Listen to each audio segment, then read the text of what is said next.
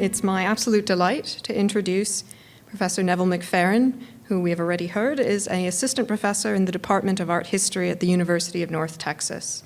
Professor McFerrin received her PhD in classical art and archaeology from the Interdepartmental Program in Classical Art and Archaeology, aka IPCA, Michigan loves its acronyms, at the University of Michigan, completing a dissertation on representations of power and adornment at Pompeii. Her current research continues and expands these themes by exploring intersections between dress, perception, materiality, and embodiment at Pompeii and Persepolis. We can also certainly see these themes as present in her work as the associate editor of the series Selected Papers in Ancient Art and Architecture, and as the longstanding co-chair of the session Approaches to Dress in the Body of the American Schools of Overseas Research. Her published and forthcoming work has appeared in edited volumes such as the Routledge Handbook of Senses in the Ancient Near East, Dress and Mediterranean Antiquity, as well as in journals such as Fashion Studies. And these works continue to explore topics including gender on the Apollon reliefs, court protocol and etiquette at Persepolis, and the fashionability of pearls at Pompeii. Finally, in a combination of many of these themes, she is currently working on a monograph focused upon dress as a lens for reinterpreting visual and material entanglements at Persepolis. And with that, it is my delight to welcome Neville to the stand as she presents her talk, An Entangled Empire. And I'm not going to do the whole title. We've had it already.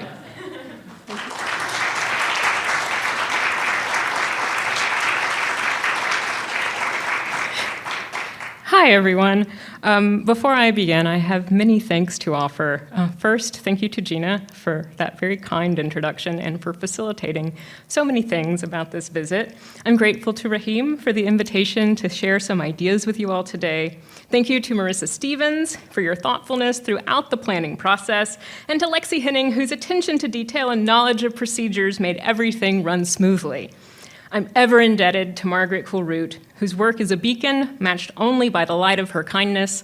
You will see much of her, I hope, in the work today. And thank you to all of you for deciding to join us this afternoon. The ultimate aim of my talk today is to explore the ways in which the concept of dress can serve as a lens through which to reconsider the visual program of Persepolis.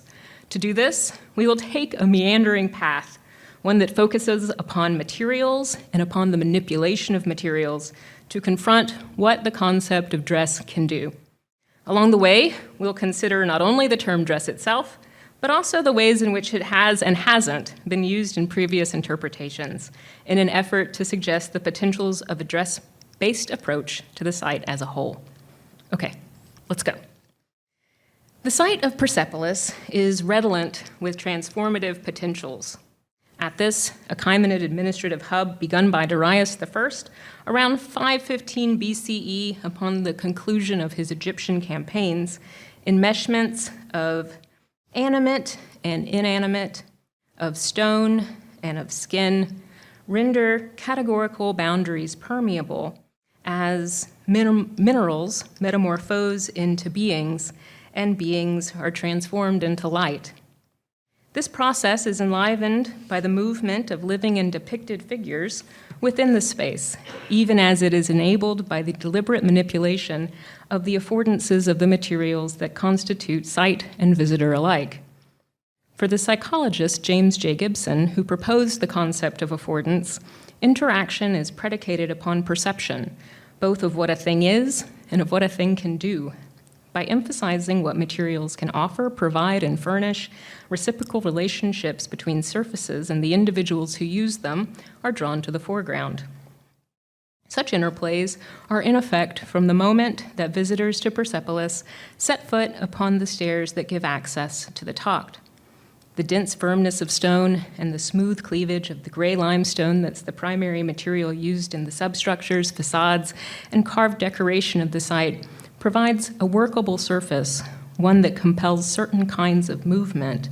Indeed, as this first interactive encounter with the constructions of Persepolis suggests, movement is central to the conceptual slippages around which the site constructs meaning. As visitors to the site ascend the double reverse stairway that gives access to the gate of all lands and to the site beyond it, as Margaret Coolroot, hereafter referenced as Root, has noticed, The low, wide shape of each stair slows the pace of those who walk upon them. While the design of this deliberately crafted slow ascent does offer the visitor the opportunity to confront the scale and elaboration of the site, and with it, the will of the kings who crafted it and the capabilities of the empire that they represent, the form of the stairs simultaneously encourages the viewer to incorporate norms of movement that elsewhere upon the site appear to be appropriate for encounters of the type the space supports. Here, the site leverages the proprioceptive capacities of the human body to generate a comportment that conforms to courtly expectations, inculcating appropriate motion through sensorial interaction rather than through overt instruction. This invitation to move within the structures of the Achaemenid imperial system is echoed across the stairways of the site. On the staircases of the central building, undersized figures ascend the stairway along the visitor. The lively courtiers turn to communicate with those behind them. Some stone figures gesture as if the visitor has happened upon them mid-conversation, while others reach out to touch their fellows. The reciprocal interactions within the reliefs welcome the visitor who encounters these depictions, while the visitor's movement up the stairways incorporates them into the action of the reliefs. The act of stepping, underscored by the exaggerated extension of the legs of the depicted figures, is doubled by the steps taken by living visitors. It's in this nesting of potentialities, the interplay between depicted and reality, between sight, touch, and action, that provides the site with its emotive potential. For it is in this interplay that the visitor begins to comprehend their relationship to both the reliefs and the imperial endeavor that they help to mediate. For the sense of paralleled action, suggested by the movement of depicted and living figures alike on the staircases of the site, encourages the visitor to comprehend themselves as a part of the depicted world, a notion that's compounded visually. Root has suggested that the polished surfaces of stone walls could serve as a reflective surface, projecting the shadowed forms of the living into the visual world of the depiction, underscoring the integrations embodied in the act of stepping. Yet even as this projection conflates reality and depiction, it suggests that while the imaginal zone of the reliefs is cognizant of the reality of the visitor, it's distinct from it. This distinction is constructed around a series of interplays of real and depicted, seen and touched, tangible and ephemeral. These dualities are made evident through the juxtaposition of apparently contradictory notions. Thus, the components of motion, the bend of a knee, the press of a foot, the interaction between the surfaces of the body and surfaces beyond it, are highlighted by curtailing that motion, by immobilizing bodies, literally objectifying them in the form of reliefs. Similarly, the presence of the visitor, a presence that is otherwise fleeting, unmarked upon the surfaces of the site, except as a component of an unintentional communal process that gradually and iteratively impresses marks of movement into stone and brushes oil from fingertips against surfaces, becomes for a moment visible as a shadow moves across a wall, a fleeting moment that marks a fleeting presence. Thus, motion is highlighted by translating it into stone, and tangible physical presence is underscored through the generation of a transient marker. Much as the stairs themselves direct and enable movement and access, further structuring the visitor's engagement with the environment of the site, the reliefs facilitate reflection upon such engagements. For, as the joining of depicted figure, functional stairway, and the visitor's body suggests, mimesis here is as much experienced as it is conceptualized. Indeed, as Michael Taussig has suggested, the yielding of boundaries that is at the core of the mimetic process is predicated upon body copying. For the mind and the body are as enmeshed as are the figures within these reliefs and the visitors to this space. As depicted figures traverse the space of the tucked alongside their living counterparts, stone and skin elide in a mimetic interplay that, like a mirror neuron, prompts action through observed similarity. These elisions reverberate through multiple depicted media, as becomes evident when we shift our focus from humans to lions. On multiple buildings, lions grapple with bulls in a cosmic interplay. They snarl at the king, the power of both on intertwined display. They walk in procession alongside Elamite handlers, and they stride, tails raised, along the borders of the king's robes. This repetitive interplay generates productive conflations. As visitors consider these reduplicative forms and the ways in which they enhance the body of the king, underscoring his might, the similarities between these depicted lions, the articulation of their manes, their open-mouthed snarls, their carefully delineated musculature, prompt reflection upon distinctions. While some lions are lions, other lions are thread. While some lions stride through a demarcated landscape, others process across fabric. Yet, even as visitors recognize these variances in depiction, they comprehend that this fabric is not fabric, and that the lions are not lions, but worked stone. Thus, the apparently impermeable material of stone proves to be interpretationally porous. Its ability to be carved, shaped, and polished enables the elision of mental boundaries, even as its weight and density generate physical ones. Like the figures who walk alongside those who traverse the stairs of the central building, observe similarities invite action, here of the mental rather than the physical variety, inviting the visitor to reconceptualize space, scale, and material alike. The materials that have thus far been our focus, stone, fur, and the human body itself, converge around the concept of dress, a notion that is itself intimately entangled with constructions at Persepolis. Reliefs across the site conflate individual and adornment, translating the figures of king and subjects, both human and animal, into once bright doubles for the appliques sewn into the very garb that these sorts of depicted figures wear. Indeed, the site of Persepolis itself is a form of adornment, crowning the landscape, a materialization of the power and ideology of the Achaemenid kings.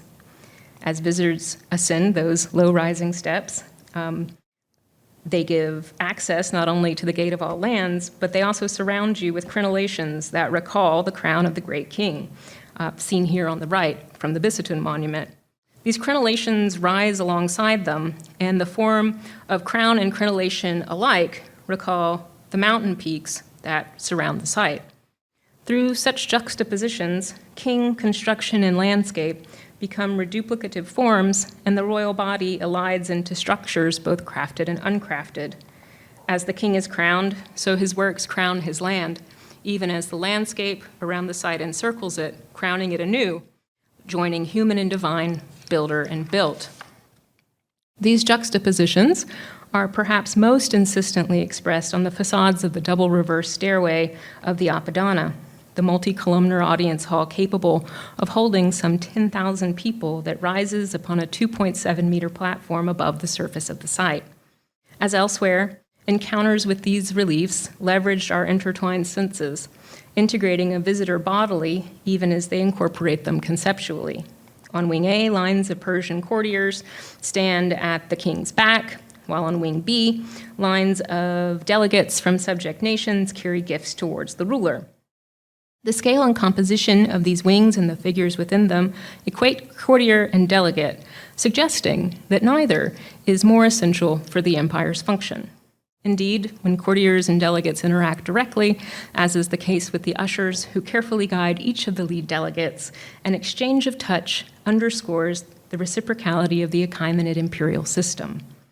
As Persian ushers carefully hold the hands of each of the lead delegates in each group, the act simultaneously serves to help incorporate the delegations into the ceremonial structure of the procession and to reinforce bonds of shared perception between the Achaemenid system and the delegates of subject nations. For in this shared touch, each is made definitively aware of the perceptive capacity of the other. Reciprocity is key here. If we see others as a you rather than as an it, in the parlance of anthropologist Eduardo Cohn, we do so by a complex internal process through which we both formulate our perception of ourselves and find commonalities between our internal landscapes and the world we inhabit.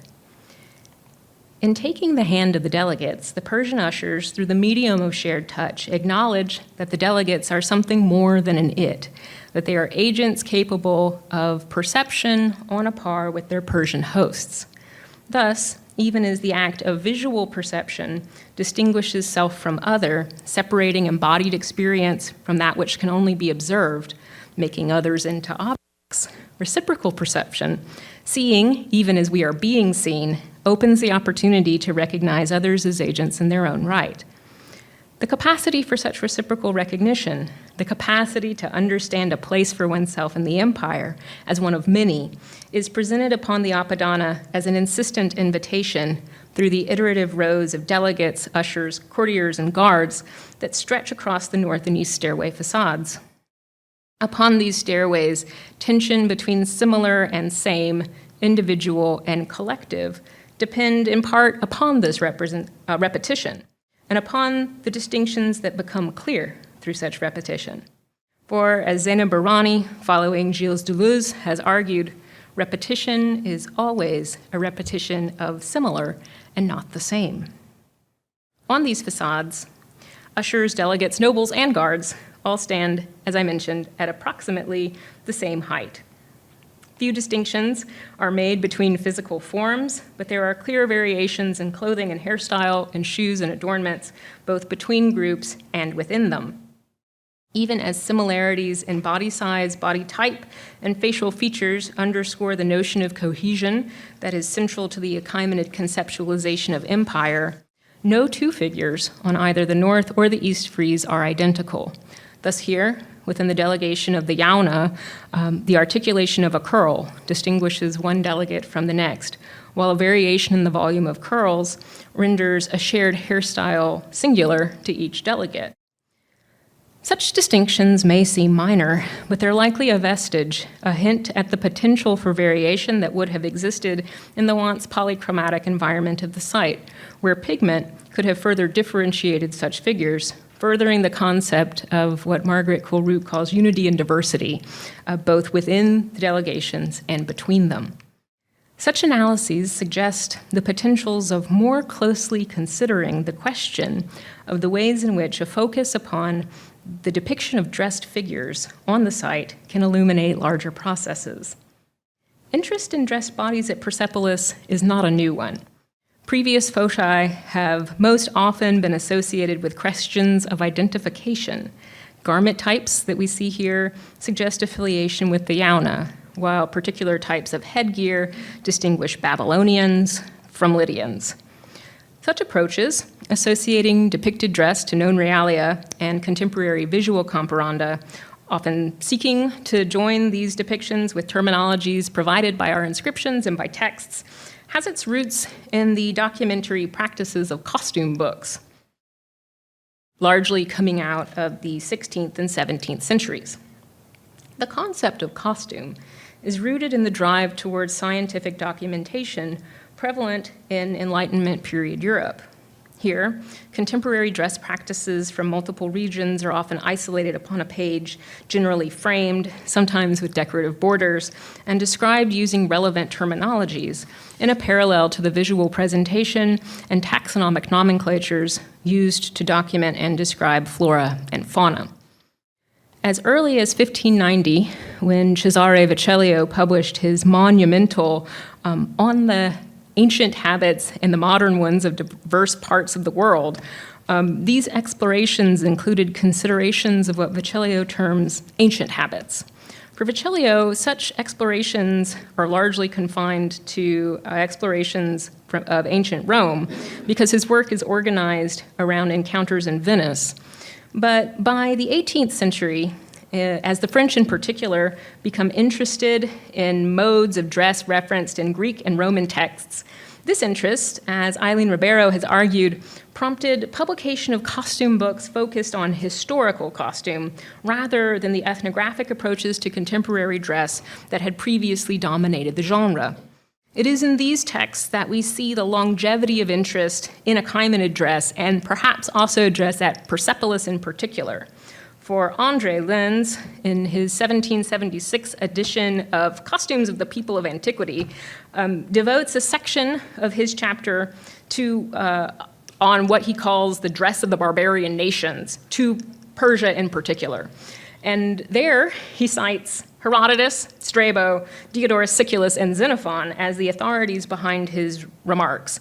And we see an accompanying plate here. He seems to be drawing largely on those written sources, although he may also be looking at reliefs like the ones at Persepolis, if not Persepolis itself. In other places, he gives better information when he's looking at actual material culture. So he's a bit wishy-washy on what he's doing with Persia, which ought not be a surprise given that it comes to us in a chapter termed Dress of the Barbarian Peoples. Okay. These early forays into the interpretation of dress bodies are grounded in an 18th century French understanding of the term costume. As Denis Diderot and Jean-Laurent d'Alembert define the term in their encyclopedia, costume is the exact observation of that which constitutes, according to the time period, the genius, customs, laws, wealth, character, and habits of a country. This definition is, in turn, embedded in the majority of previous discussions of dressed and adorned bodies at Persepolis, typically taking the form of debate over the ethnic and regional identifications of subject peoples depicted across the site. While identifications such as those proposed by Michael Rofe in his 1974 article, The Subject Peoples on the Base of the Statue of Darius, which identifications I'm going to be using throughout, he proposed there a now widely referenced system of identifications of the subject peoples depicted on the stairways of the Apadana that provides valuable insight. And this approach is one that seeks, like the costume books, to join people to type of dress to named location. And this approach has the tendency to lead to suppositions that the number of questions answerable by clothing and adornment are somewhat limited. And this is due in part to the nature of costume theory itself. As this quite abbreviated overview of the concept suggests, the idea of costume and the interpretational approaches tied to the term focuses upon identification in particular. And to move beyond such questions, we actually require another term, one tied to an expanded interpretational paradigm, and that term is dress. In their now seminal essay, Dress and Identity, Mary Ellen Roach Higgins and Joanne Eichner sought to generate a definition of dress that was, as they say, unambiguous, free of personal or societal valuing or bias, usable in descriptions across national and cultural boundaries, and inclusive of all phenomena that can be accurately designated as dress.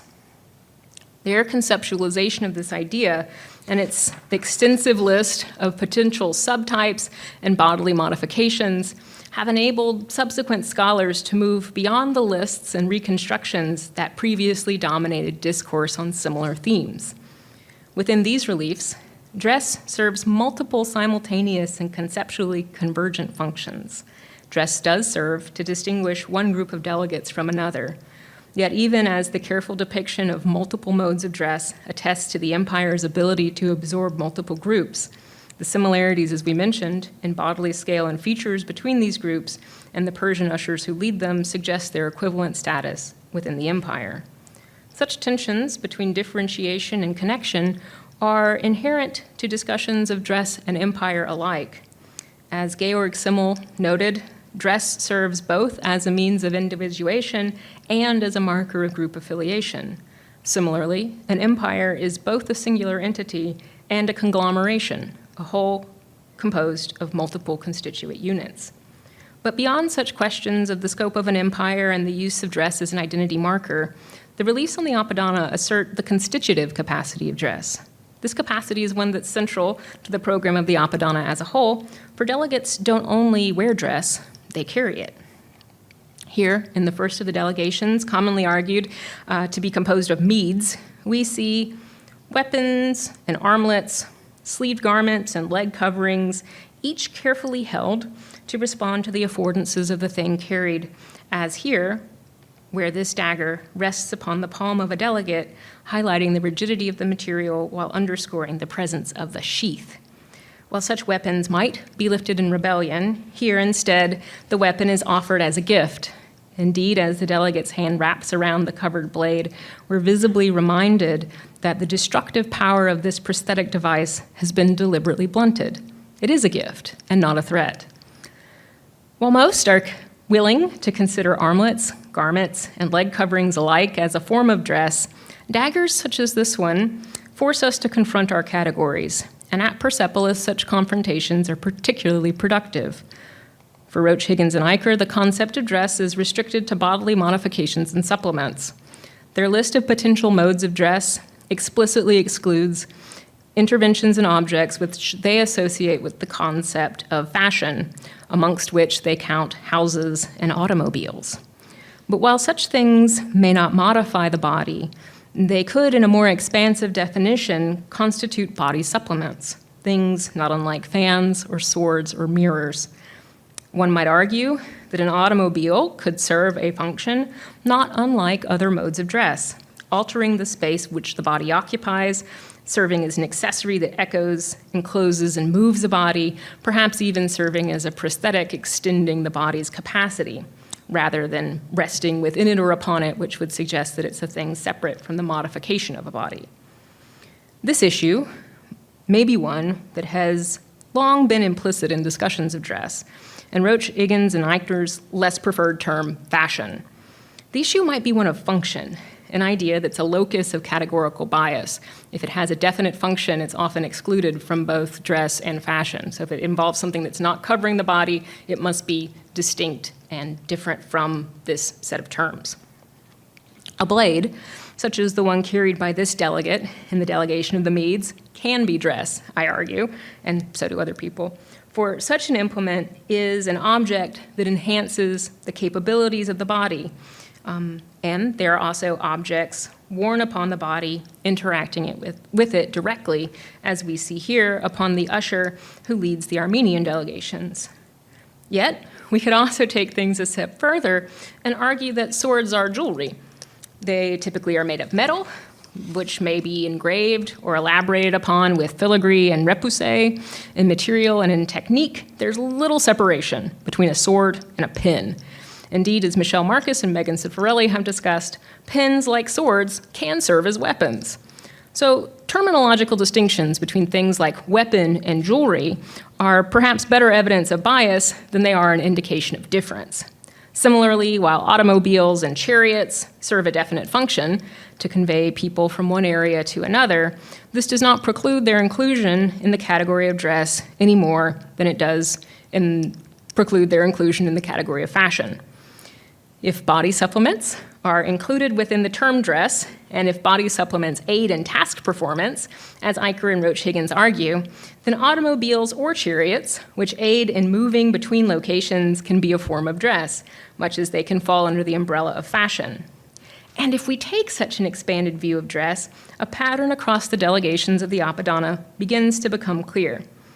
With this expanded definition, each of the delegations carries some form of dress towards their king. 14 of 23 delegations carry fabric, skins, or jewelry. 19 of 23 delegations carry weaponry, and each of the remaining 4 delegations brings with it an animal companion that could serve as a source of material for dress or as a mode of conveyance, thus serving as an extension of the bodily schema.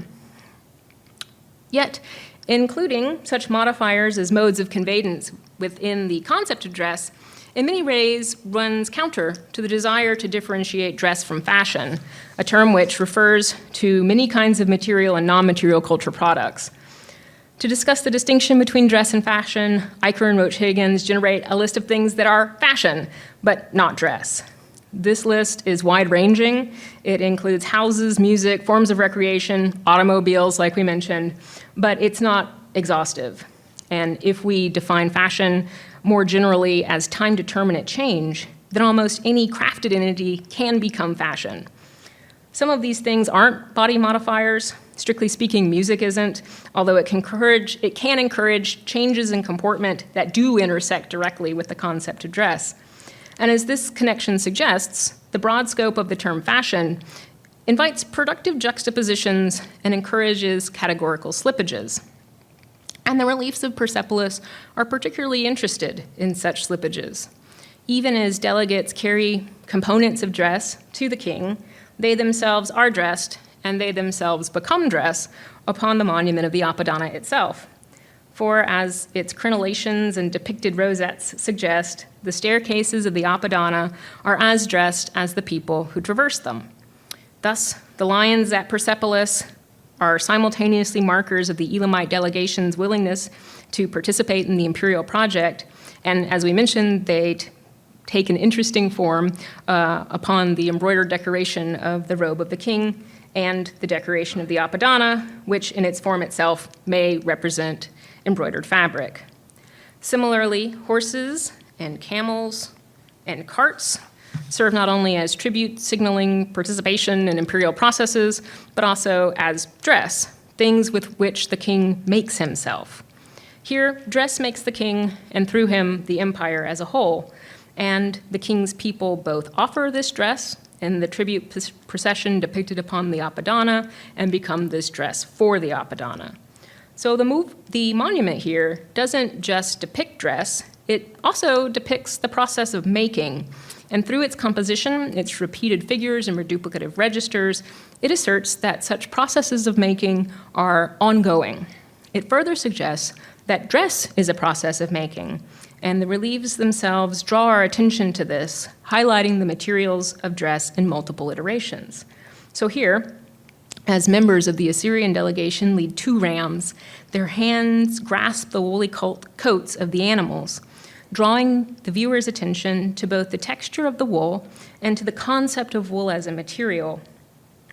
Indeed here, this material is juxtaposed with what could be termed a finished product, as the delegate who strides ahead of the rams carries fabric, its corners embellished with carefully articulated tassels, an inclusion that suggests that the fabric is woven, furthering the connection between material and product and highlighting the activity of an unseen maker.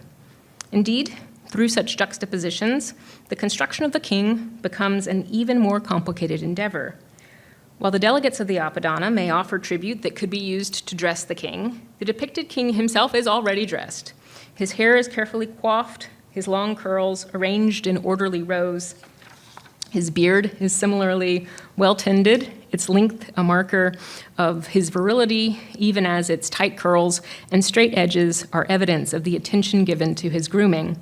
He wears thick hoop earrings and smooth boots, likely referencing leather.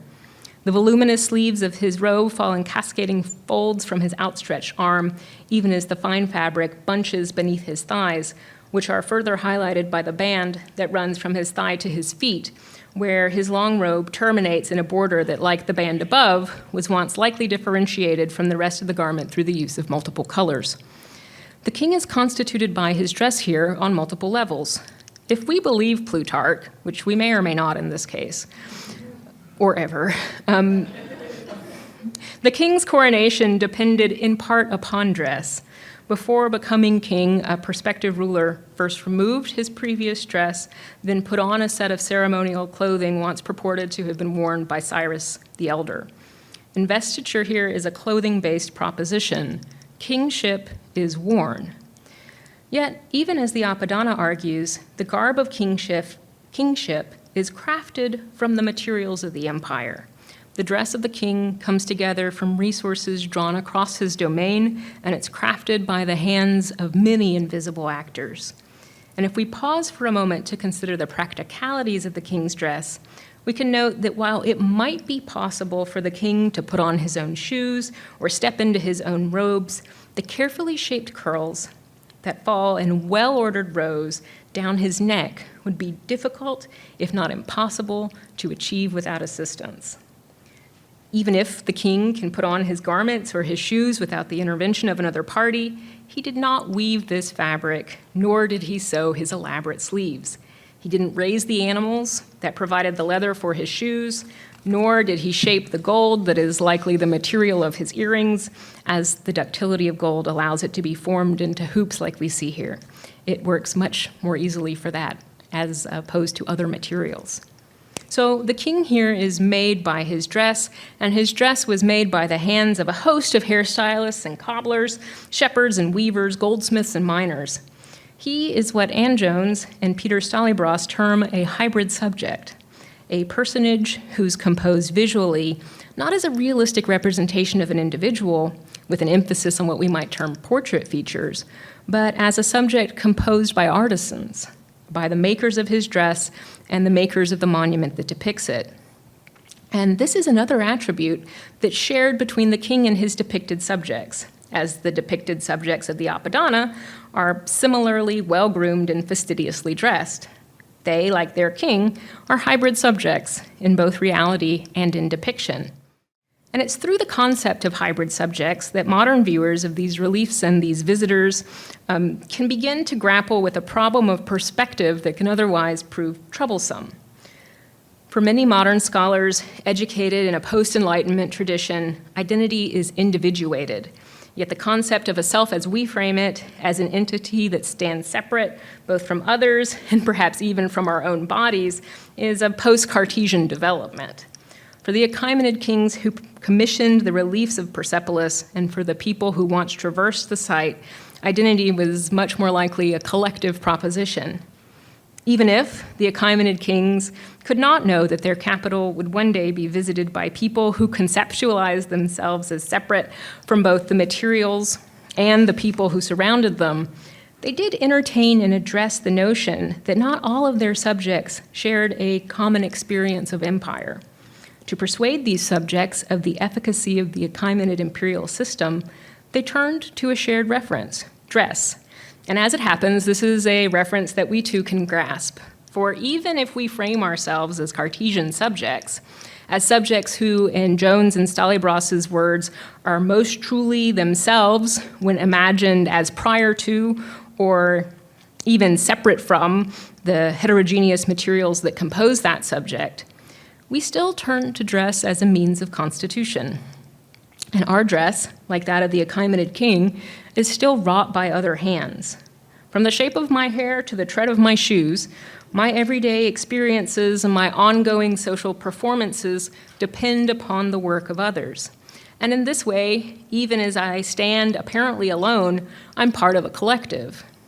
Ellen Sampson argues that people and the things that they make and own are indivisible, that makers, through the act of making, both draw out the potentials in the materials with which they engage and retain an indelible connection with their creation. If dressed people are such creations, then such people are inherently part of a collective, their identities bound to those who craft them, even if maker and creation remain separated spatially. The gifts carried by the subject nations thus do not only serve to suggest participation in imperial processes. Through these gifts, the people of the empire dress their king and thus both make him and bind themselves to him. As dress makes these peoples of the empire, it makes their king simultaneously, weaving all of them into a collective whole. While the dress of the king may be more elaborate than that of his subjects, his modes of dress are an intensification rather than a sharp differential. Upon the original central panels of the Apadana that we see here, this is evident. The sweep of the king's sleeve is fuller than that of the crown prince who stands at his back. Both members of the royal family have more voluminous sleeves than the courtiers who approach them from both wings, standing behind them or moving towards them in advance of the delegate procession. Similarly, their beards are different in scale, but they're similar in form, and they're all juxtaposed here within a single space. As Xerxes' inscription upon the gate of all lands suggests, the king is one of many, favored but not necessarily separate. This notion of integration is itself repeated across the Apadana, as multiple members of delegations wear iterations of the dress that they and other subject nations offer up to the king, and through him to the rest of the empire, suggesting that reciprocities between subject nations mirror the reciprocities between subject and ruler, delegate, and usher that we've been tracing. So here, the usher that leads the Cappadocian delegation wears a robe and carries a sheathed dagger, both of a type worn by the king in multiple depictions, tying king to subject. Yet, while the lead delegate of the Cappadocian delegation here wears a form of dress that differentiates him from the Persian usher, the shape of his hairstyle, coupled with his carefully coiffed curls, creates a connection between delegate, courtier, and king. Daggers of a type carried by the median delegation are worn by the courtiers on Wing A, by multiple ushers, including the usher leading the Babylonian delegation that we just saw, and by members of the Sacategrahauta, who are sometimes termed Scythians. Similarly, so here we can see all of those kind of daggers in play upon the courtiers. So we're kind of triangulating something. Similarly, garments carried here by the Sacategrahauta are also carried by the Lydian delegation elsewhere, entangling multiple forms of dress through multiple parts of the site. We can trace it in guises from register to register, and I've marked it here for us using numbers so that you can kind of see the spots where we have people either carrying the same thing or at times wearing the same thing, indicating that not only are they making the king, they're making each other in a kind of simultaneous process.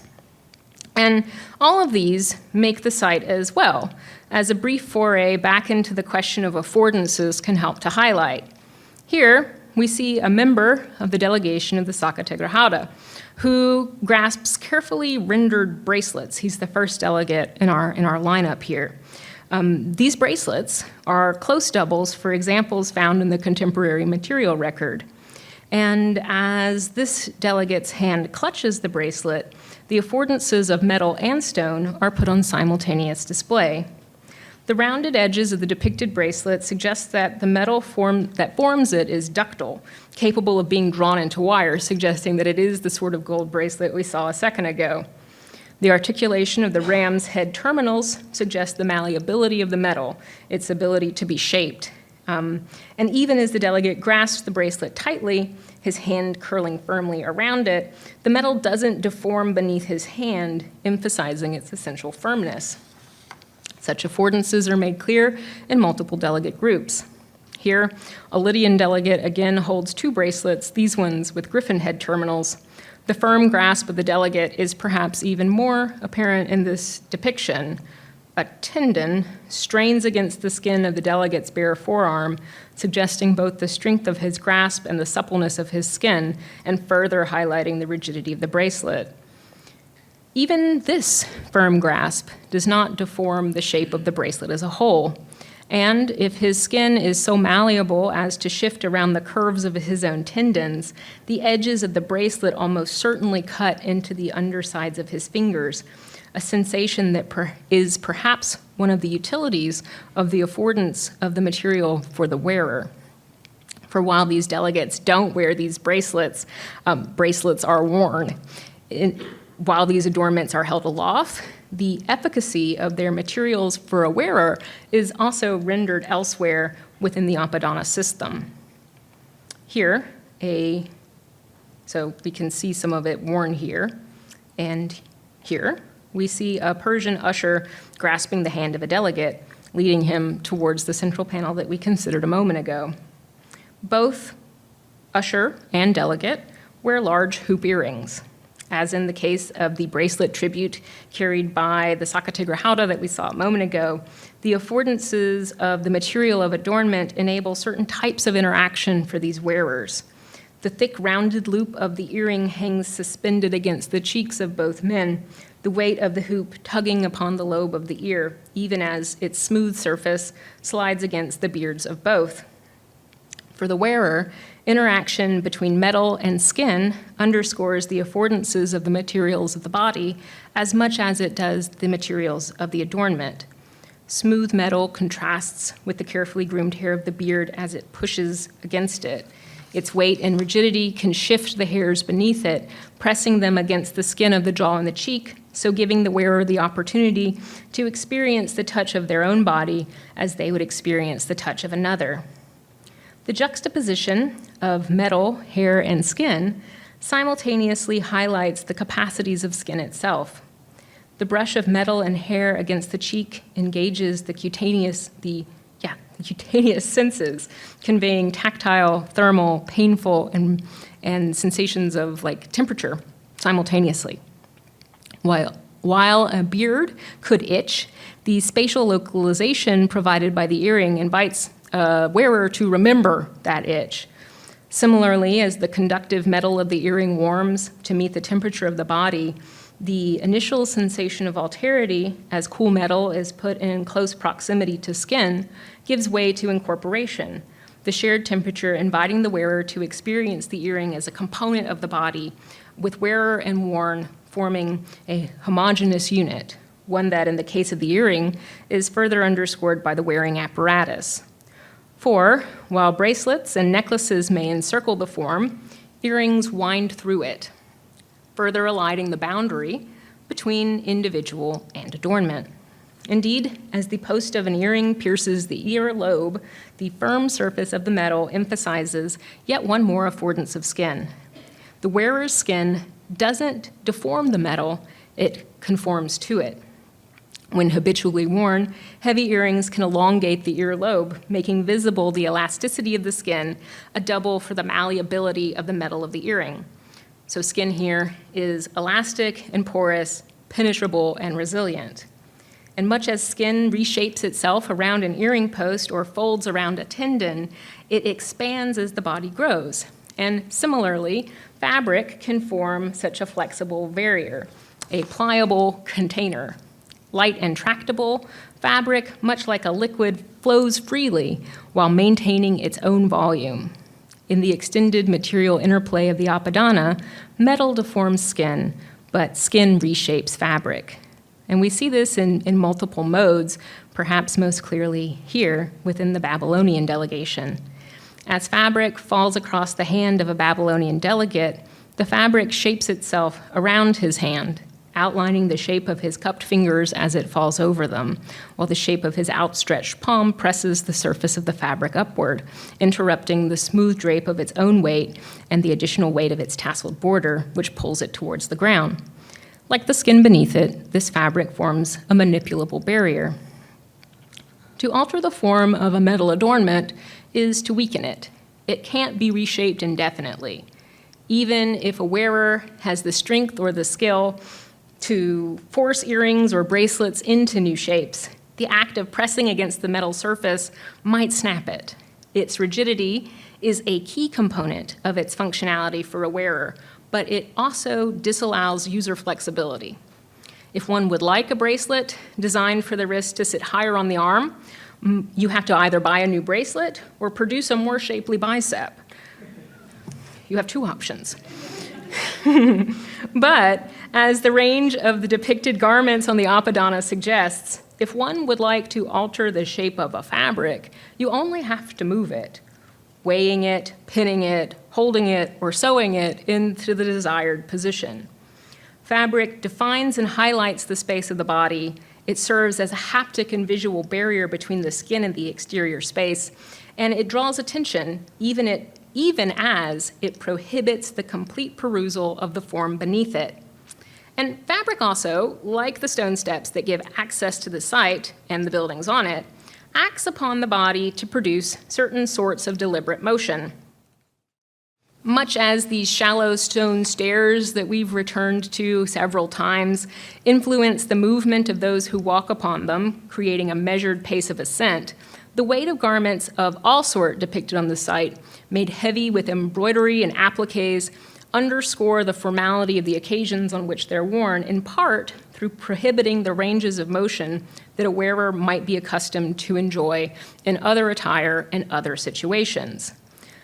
Thus, stone directs the visitor's motions, preventing unfettered access to the space of the site as a whole, even as it delimits pathways for entrance. Stone steps invite visitors to ascend, even as stone and mud brick walls guide them into the zones that they can access. It's stone that impresses and reinforces scalar relations upon the visitor, dwarfing humans beneath the oversized bodies of things like guardian figures as they're ushered into the gate of all lands, towering above people in a forest of columns within the space of the Apadana. Yet, even as the scale of the columns creates an outsized space within which to experience the presence of the king, there's room here too for negotiation. So the scale of the figures who traverse the stairway that gives access to the audience hall of the Apadana give the visitors the opportunity to sense for a second the outsized scale of the office of the king. And when they move in to this interior space, they're swiftly returned to their proper vantage point. But this space, too, is not without mediators. While the king may sit upon an elevated seat, lifting him from the plane of the visitor, the overwhelming size of the hall, constructed, as we mentioned, to hold some 10,000 visitors, could be moderated by fabric. Through an analogy with the occasional bounding of intercolumnar space with hung fabric in modern mosques, Root has argued that at times, the spaces between the columns of the Apadana might have been similarly cordoned, with fabric forming a temporary barrier that would both encourage particular routes of access and mediate the scale of the columns themselves, creating spaces more congenial to the scale of human interactions rather than the scale of imperial ambitions. While necessarily speculative, such thoughts resonate with the interconnections between the space of the body and the space of the taht that are evident across the site. In the crenellations that crown stairways, in the registers of delegates on the Apadana that simultaneously recall the embroidered borders of garments and the impressions of a cylinder seal, in the offerings carried and led by delegates which constitute the materials of adornment and the components of adornment alike, Persepolis is a dress site, and it's through its dress that it's made intelligible and accessible to its visitor. People and site alike become dress, even as dress is utilized in an interactive interplay, unraveling in parallel to the persistent replication of depicted forms. If fabric is a component of the experience of the interior space of the Apadana, then its familiarity through dress renders it a negotiable barrier. Unlike stone, which resists movement, the press of a hand against fabric shifts it, a fact of which wearers of fabric are continuously aware. With the introduction of a malleable material into the space of the king, the visitor is afforded the opportunity to push beyond it and thus to gain experience of the inclusive vision of empire that's insistent across the site. Thus, at Persepolis, slippages between animate and inanimate stone and skin are productive, and these productive conflations are consistently predicated upon dress and its materials, although perhaps not the sort of dress that our contemporary theoretical definitions encourage us to consider. Roach, Higgins, and Eicher suggest that dress is preferable as a term, for dress is more limited in scope than terms like fashion. But Persepolis presents us with an alternative perspective.